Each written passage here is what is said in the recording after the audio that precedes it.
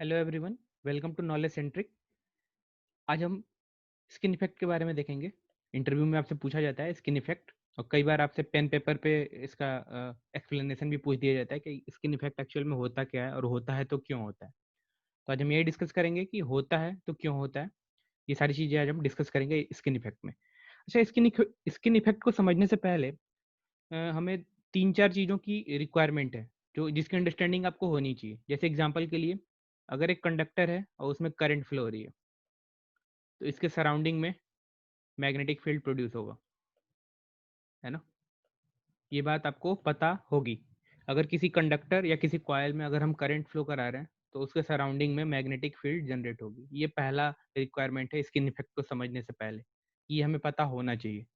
Second requirement second requirement है कि अगर कहीं पे मैग्नेटिक फील्ड है, ध्यान से समझिएगा, या फिर ऐसे समझो, अगर कहीं इंडक्टर है और इंडक्टर है तो मैग्नेटिक फील्ड है। यानी कि इंडक्टर और मैग्नेटिक फील्ड, एक तरह से आप एनालॉजी से समझो कि अगर कहीं मैग्नेटिक फील्ड है इट मीन्स वहाँ पे इंडक्टर है, अगर कहीं इंडक्टर है तो इट मीन्स वहाँ पे मैग्नेटिक फील्ड है। ये सेकंड रिक्वायरमेंट है हमारी।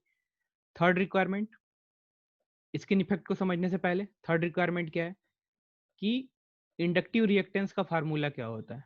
2 pi F L, 2 pi F L, है ना। XL is equal to 2 pi F L, यानी कि जो एक्सएल है वो डायरेक्टली डिपेंड है फ्रीक्वेंसी पे। अगर फ्रीक्वेंसी ज़्यादा होगी तो एक्सएल की वैल्यू ज़्यादा होगी, फ्रीक्वेंसी कम तो एक्सएल की वैल्यू कम। फोर्थ रिक्वायरमेंट जो बहुत बेसिक है, ओम्स लॉ से हमें पता चलता है, आई इज इक्वल टू, अगर सिर्फ इंडक्टर है तो वी अपॉन में एक्सएल। मतलब अगर कहीं एक्सएल की वैल्यू ज़्यादा होगी तो वहाँ पे करंट की वैल्यू कम होगी। ठीक है, इतनी रिक्वायरमेंट की हमें ज़रूरत है। इसके अलावा एक और रिक्वायरमेंट जो हमें बाद में कंक्लूजन से मिलेगा वो क्या है, R is equal to rho L by A. इसकी भी हमें ज़रूरत पड़ेगी जब हम लास्ट में कंक्लूजन निकालेंगे कि स्किन इफेक्ट अच्छा होता है हमारे लिए, बुरा होता है, क्या होता है। तो आई होप इतनी बेसिक रिक्वायरमेंट जो स्किन इफेक्ट को समझने के लिए है, ज़रूरी है, वो आपके पास होगी। आइए स्टार्ट करते हैं। सबसे पहले तो स्किन इफेक्ट होता कहाँ पे है, तो स्किन इफेक्ट होता है ट्रांसमिशन लाइन में। तो ट्रांसमिशन लाइन का जो कंडक्टर्स होता है वो कुछ ऐसा ही दिखता है ना। इसीलिए मैंने ये दो डायग्राम ले लिए हैं। इसको स्ट्रैंड कंडक्टर्स बोलते हैं। आप पावर सिस्टम में आप इसको आगे पढ़ोगे भी, या आपने पढ़ लिया होगा। स्ट्रैंड कंडक्टर्स, इसमें ढेर सारे कंडक्टर्स होते हैं जिसको हम ऐसे एक साथ कंबाइंड रखते हैं, स्ट्रैंड कंडक्टर्स। ठीक है, तो अब इसी को रेफरेंस रख के आप ध्यान से समझिएगा। एक सिंगल कंडक्टर में कई सारे ढेर सारे कंडक्टर्स बने हुए हैं। ठीक है, तो इसी को रेफरेंस लेके लेट अस सपोज कि ये हमारा एक पूरा कंडक्टर है और इस कंडक्टर में ढेर सारे सब कंडक्टर्स हैं, है ना। मैं एक रैंडम, सब एक शेप और साइज के ही हैं, है ना। आपको इतनी भावनाएं समझनी पड़ेंगी, है ना। ठीक है, कि ये सारे लगभग लगभग सब सेम शेप एंड साइज के हैं, है ना। आप गोलों पे मत जाइएगा। ठीक है, लेट अस सपोज ये सारे कंडक्टर्स हैं हमारे रखे हुए हैं। ठीक है, अच्छा, हर एक कंडक्टर में करंट फ्लो हो रहा होगा, ध्यान से। अगर ये कंडक्टर है तो हर एक कंडक्टर में क्या हो रहा होगा, करंट फ्लो हो रहा होगा। अच्छा, मैंने अभी आपको बताया था अगर किसी कंडक्टर में करंट फ्लो हो रहा होगा तो इसका मतलब इसकी कुछ मैग्नेटिक फील्ड होगी अपनी, ऐसे ही इसकी भी कुछ मैग्नेटिक फील्ड होगी। यानी कि हर एक कंडक्टर का अपना अपना मैग्नेटिक फील्ड होगा, हाँ या ना। इसका मतलब हर एक कंडक्टर का हर एक कंडक्टर का अपना अपना मैग्नेटिक फील्ड होगा, है ना। अच्छा, अगर हर एक कंडक्टर का मैग्नेटिक फील्ड है, इसका मतलब मैं कलर चेंज करके एक बार आपको दिखा देता हूँ। अगर मान लो हर एक कंडक्टर का अपना मैग्नेटिक फील्ड है, ठीक है, तो इसका भी कुछ मैग्नेटिक फील्ड होगा। अब डायरेक्शन के लिए भी आप बॉदर मत करना, ना क्लॉकवाइज एंटी क्लॉकवाइज, मतलब हर एक कंडक्टर का अपना मैग्नेटिक फील्ड है। अच्छा, एक बात बताओ, आप देख के, मैं सब जगह पे नहीं बना रहा हूँ मैग्नेटिक फील्ड। अच्छा, सबसे ज्यादा मैग्नेटिक फील्ड आपको कहाँ पता चल रही है? सबसे ज्यादा मैग्नेटिक फील्ड है सेंटर पे, है ना। यानी कि सेंटर पे हमें मैग्नेटिक फील्ड सबसे ज्यादा पता चल रही है, सबसे ज्यादा मैग्नेटिक फील्ड है यहाँ पे। और जैसे जैसे हम सरफे कंडक्टर के बिल्कुल सेंटर से सरफेस की तरफ भाग रहे हैं, मतलब सरफेस की तरफ बढ़ रहे हैं, तो क्या हो रहा है, धीरे धीरे मैग्नेटिक फील्ड क्या हो रही है, कम हो रही है। यानी कि हम यहाँ बोल सकते हैं कि ये बाहर बाहर वाले सरफेस में क्या है, मैग्नेटिक फील्ड कम है, हाँ या ना। अच्छा, एक चीज समझना, मैंने आपको अभी इसके पहले स्टार्टिंग में ही बताया था, अगर कहीं मैग्नेटिक फील्ड है इसका मतलब वहाँ क्या है, इंडक्टर है ना, या इंडक्टिव इफेक्ट है तभी तो मैग्नेटिक फील्ड है। तो क्या हम इसको एक बार ऐसे समझना आप जरा ध्यान से, मैं इसी कंडक्टर को ऐसे बना रहा हूँ, ठीक है। अच्छा, सेंटर में मैग्नेटिक फील्ड ज्यादा है तो क्या हम ऐसा बोल सकते हैं क्या कि सेंटर में जो इंडक्टर है वो बहुत ज्यादा है, इंडक्टिव नेचर सेंटर में बहुत ज्यादा है, क्योंकि सेंटर में हमें क्या मिल रहा है, मैग्नेटिक फील्ड बहुत ज्यादा मिल रही है। और बाहर बाहर जो है इंडक्टर कम है, बाहर बाहर इंडक्टर, इंडक्टिव इफेक्ट या एक्सेल क्या है, जो इंडक्टर है वो हमारा कम है, इंडक्टिव इफेक्ट कह लो या मैग्नेटिक फील्ड कह लो। अच्छा, अब एक चीज समझना बच्चा ध्यान से। अच्छा, मान लो अब हम इसको क्या कर रहे हैं, इस कंडक्टर को मैग्नेटिक फील्ड तो था ही, अब हम इसको एसी सप्लाई दे रहे हैं मान लो, ठीक है। अब एसी सप्लाई दिया तो एसी सप्लाई में फ्रीक्वेंसी होती है ना, ध्यान से समझना। अच्छा, एसी सप्लाई में अगर फ्रीक्वेंसी है तो आप एक बात बताओ, यहाँ पे अगर इंडक्टिव रिएक्टेंस है, इंडक्टर टाइप का नेचर है, तो इंडक्टर के लिए एक्सेल क्या होता है, एक्सेल होता है 2πfl। अच्छा, एसी के केस में फ्रीक्वेंसी तो होगा, ठीक है, मतलब कुछ फ्रीक्वेंसी होगी, 50 हर्ट्ज, 60 हर्ट्ज, 70, कुछ भी हो सकता है, इसका मतलब एक्सेल की कुछ वैल्यू होगी। अच्छा, इस केस में बिल्कुल सेंटर की बात कर रहा हूँ, सेंटर के टाइम पे जो इंडक्टर है एल, उसकी वैल्यू भी तो ज्यादा है, क्योंकि सेंटर में मैग्नेटिक फील्ड ज्यादा है, इसका मतलब सेंटर में हमारा इंडक्टर ज्यादा है। इसका मतलब फ्रीक्वेंसी तो है ये, और इंडक्टर की वैल्यू सेंटर पे ज्यादा है, तो क्या हम बोल सकते हैं कि इस सेंटर में जो एक्सेल है वो उसकी वैल्यू बहुत ज्यादा है ना। अच्छा, अगर सरफेस की तरफ चलें तो सरफेस की तरफ इंडक्टर की मैग्नेटिक फील्ड कम है, इसका मतलब इंडक्टर कम है। अगर इंडक्टर कम है तो हम ऐसा बोल सकते हैं क्या कि जो सरफेस है उस पर एक्सेल की वैल्यू क्या है, कम है।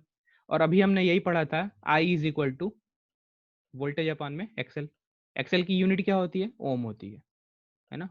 वी अपान में आर से ही आपको करंट मिलता है। तो अब एक चीज समझना, सेंटर में एक्सेल की वैल्यू बहुत ज्यादा है, सेंटर में एक्सेल की वैल्यू बहुत ज्यादा है, तो सेंटर में हमें करंट क्या मिलेगा, बहुत कम मिलेगा।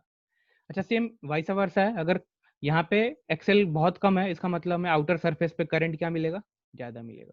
तो ध्यान से समझना बच्चा, इसका मतलब क्या है, फ्रीक्वेंसी के आने से अगर किसी स्ट्रैंड कंडक्टर्स हैं, ढेर सारे कंडक्टर्स एक साथ हमने कंबाइन किया हुआ है, और उसमें अगर करंट फ्लो हो रही है तो उसको सेंटर पे जो है सबसे ज्यादा एक्सेल पता चल रहा है, सेंटर में जो करंट है उसके जाने की प्रोबेबिलिटी बहुत कम है, सेंटर में बहुत कम करंट जा रहा है, और बाहर बाहर करंट ज्यादा जाने की कोशिश।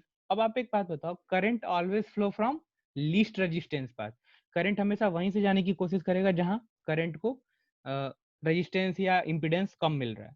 तो अब रेजिस्टेंस, इसका मतलब जो करंट है हमारा वो कहाँ से जाने की कोशिश करेगा, करंट जो है वो आउटर सरफेस से जाने की कोशिश करेगा और इनर सरफेस में नहीं जाएगा।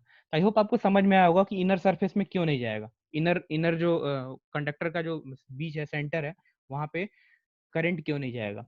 अच्छा, अब यहाँ से हमें एक कंक्लूजन मिला कि अगर हम एसी सप्लाई देते हैं, एसी सप्लाई अगर देते हैं तो क्या होता है, अगर एसी सप्लाई देंगे तो ड्यू टू फ्रीक्वेंसी और मैग्नेटिक फील्ड सेंटर का इंडक्टेंस ज्यादा है, एक्सेल की वैल्यू ज्यादा है, इसका मतलब सेंटर में करंट कम जाएगी, या मतलब नहीं जाएगा, क्योंकि करंट हमेशा लीस्ट रेजिस्टेंस पाथ फॉलो करता है, और आउटर सरफेस में हमें करंट ज्यादा मिलेगा, ठीक है। अब इसी से यही हमारा स्किन इफेक्ट है। अब एक चीज समझना जरा ध्यान से, अभी मैं इस पे आऊंगा। अब मान लो इसी पे हम डीसी सप्लाई दे रहे हैं, लेट अस सपोज, ठीक है। अच्छा, डीसी सप्लाई दे रहे हैं तो डीसी के टर्म में फ्रीक्वेंसी कितनी हो जाएगी, जीरो। अगर फ्रीक्वेंसी जीरो तो एक्सेल की वैल्यू जीरो। इसका मतलब अब ये जो सेंटर में जो एक्सेल परेशान कर रहा था उसकी वैल्यू ही जीरो हो गई, इसका मतलब अब जो करंट फ्लो होगा, अगर डीसी सप्लाई है, डीसी सप्लाई है, तो जो करंट है वो पूरे सरफेस में फ्लो होगा, क्योंकि अब यहाँ पे एक्सेल परेशान नहीं कर रहा है, तो इसका मतलब पूरे सरफेस में करंट फ्लो होगा। अब एक चीज समझना जरा ध्यान से, अगर हमने एसी सप्लाई दिया, सिर्फ एसी सप्लाई, तो फ्रीक्वेंसी है, फ्रीक्वेंसी की वजह से सेंटर में एक्सेल ज्यादा मिल रहा है, तो करंट कहाँ फ्लो हो रहा है, सिर्फ बाहर बाहर वाले सरफेस में फ्लो हो रहा है, ठीक है, और अंदर नहीं जा रहा है, ठीक है। इसी को हम बोलते हैं स्किन इफेक्ट। अभी हम इसका स्टेटमेंट भी देख लेंगे। आई होप आपका एक आइडिया समझ में आया होगा कि करंट जो है वो बाहर बाहर क्यों ट्रेवल हो रहा है, ठीक है। अब बात करते हैं कि इससे नुकसान क्या है, फायदा क्या है, ठीक है, आगे बढ़ते हैं। अब मान लो मैं लिए ले लेता हूँ, मान लो इधर डीसी सप्लाई दी हमने इस कंडक्टर को और इधर एसी सप्लाई दी। तो जैसे डीसी सप्लाई देंगे फ्रीक्वेंसी जीरो मतलब एक्सएल जीरो, मतलब सेंटर में रिएक्टेंस तो है ही नहीं है, तो करंट आसानी से फ्लो होगा, यानी कि throughout the surface current flow होगा, throughout the surface current flow होगा। ठीक है, throughout the surface current flow होगा। अच्छा, यहाँ पे करंट सिर्फ आउटर सरफेस में फ्लो होगा, है ना, इनर सरफेस में करंट फ्लो नहीं होगा। अच्छा एक बात बताओ, क्या हमने एक फार्मूला पढ़ा है क्या ऐसा, R is equal to rho L by A? इसका मतलब जो एरिया है, एक चीज देखना जरा ध्यान से, यहाँ पे करंट के फ्लो होने के जो एरिया है वो क्या है, बहुत ज्यादा है। यहाँ ज्यादा एरिया में करंट फ्लो हो रहा है, तो हम ऐसा बोल सकते हैं कि यहाँ एरिया ज्यादा है अगर हम डीसी सप्लाई दे रहे हैं तो अगर एरिया ज्यादा है तो रेजिस्टेंस कम। इसका मतलब डीसी के केस में हमें रेजिस्टेंस कम मिल रहा है। अच्छा, अब एक चीज समझना, मान लो इसी कंडक्टर को हमने एसी सप्लाई दिया, एसी सप्लाई, जैसे एसी सप्लाई देंगे अब क्या हो रहा है, कंडक्टर जो करंट है वो बाहर बाहर फ्लो हो रही है। अच्छा, अब करंट कितने एरिया में फ्लो हो रहा है, ऑब्वियसली इस एरिया से कम फ्लो हो रहा है, कम एरिया में, तो हम बोलेंगे कि यहाँ एरिया तो कम है, कम एरिया में करंट फ्लो हो रहा है, यानी एरिया कम है। अच्छा, एरिया कम है, इसका मतलब रेजिस्टेंस क्या है, ज़्यादा है। इसका मतलब अगर हमने एसी सप्लाई दिया सेम करंट, सेम कंडक्टर में, स्ट्रैंड कंडक्टर में, तो उसका रेजिस्टेंस जो है वो बढ़ जा रहा है। तो एक बात बताओ, अगर रेजिस्टेंस बढ़ रहा है तो क्या हमारे लिए अच्छा है या बुरा है? बुरा है, अच्छा नहीं है। रेजिस्टेंस बढ़ रहा है मतलब लॉसेस बढ़ेंगे। इसका मतलब क्या है, अगर स्किन इफेक्ट के कारण क्या हो रहा है, कंडक्टर का जो रेजिस्टेंस है वो क्या हो जा रहा है, इंक्रीज हो रहा है ना। क्यों? क्योंकि जो करंट का डिस्ट्रीब्यूशन है वो सिर्फ बाहरी सरफेस पे है, सेंटर पे करंट का डिस्ट्रीब्यूशन नहीं है, तो ओवरऑल एरिया जो है करंट के फ्लो होने का वो कम है, मतलब रेजिस्टेंस ज्यादा है। तो अब बात आती है कि ये कितना होता है अप्रॉक्सीमेटली, तो हम ऐसा लिख सकते हैं कि जो रेजिस्टेंस होता है एसी सप्लाई में, R A C is equal to 1.5 times R D C, मतलब 1.5 गुना के करीब में बढ़ जाता है रेजिस्टेंस। मान लो जैसे यहाँ का रेजिस्टेंस अगर 10 ओम होता लेट अस सपोज, तो अगर हम एसी सप्लाई देते तो वही कितना हो जाता, 15 ओम हो जाता। तो मतलब रेजिस्टेंस बढ़ रहा है, इसका मतलब ये हमारे लिए क्या है, नुकसान है। ठीक है, अच्छा नहीं है। तो यही स्किन इफेक्ट था। स्किन इफेक्ट में हमें यही पता चलता है बेसिकली कि करंट जो है वो आउटर सरफेस पे फ्लो होती है अगर एसी सप्लाई देते हैं तो। फ्रीक्वेंसी पे डिपेंड करता है, जितना ज़्यादा फ्रीक्वेंसी रहेगा उतना, जितनी ज़्यादा फ्रीक्वेंसी उतना ही ज़्यादा करंट जो है वो बाहर की तरफ भागेगा, क्योंकि फ्रीक्वेंसी ज़्यादा तो एक्सेल ज़्यादा, अब एक्सेल जितना ज़्यादा होगा करंट को हमेशा बाहर की तरफ हटाता रहेगा। ठीक है, तो चलिए अब इसको स्टेटमेंट वाइज देख लेते हैं, है ना। मैं जल्दी जल्दी इसको एक बार बता देता हूँ आपको, आप पॉज करके चाहो तो इसका नोट्स बना सकते हो। जो चीज़ मैंने बताया है उसी को यहाँ पे लिखा हुआ है। The non uniform distribution of electric current over the surface of skin of conductor. अब वो कंडक्टर कौन सा क्या कैरी कर रहा है, carrying AC current, is called skin effect. ठीक है। अच्छा, in other word, the concentration of charge is more near the surface, obviously near the surface charge या करंट ज्यादा है as compare to core of the conductor. ठीक है। The ohmic resistance of conductor is increase due to concentration of charge. अभी इसने तो लिख दिया है, लेकिन मैंने आपको बताया कि ओमिक जो रेजिस्टेंस है वो कैसे बढ़ रहा है, क्योंकि ओवरऑल जो करंट के फ्लो होने का जो एरिया है वो क्या हो जा रहा है, कम हो जा रहा है। कितना टाइम्स बढ़ जा रहा है, 1.5 टाइम्स बढ़ जा रहा है। ठीक है, ओमिक रेजिस्टेंस इंक्रीज हो रहा है। स्किन इफेक्ट फ्रीक्वेंसी के साथ इंक्रीज करता है, आपको पता है फ्रीक्वेंसी अगर बढ़ेगी तो एक्सेल बढ़ेगा, एक्सेल बढ़ेगा तो सेंटर का जो रिएक्टेंस है वो ज्यादा होगा, तो क्या करेगा, करंट को सेंटर में और ज्यादा नहीं आने देगा, वो और ज्यादा दूर करेगा। और जितना ज्यादा सरफेस में करंट दूर दूर भागेगा, इसका मतलब रेजिस्टेंस उतना बढ़ने लगेगा।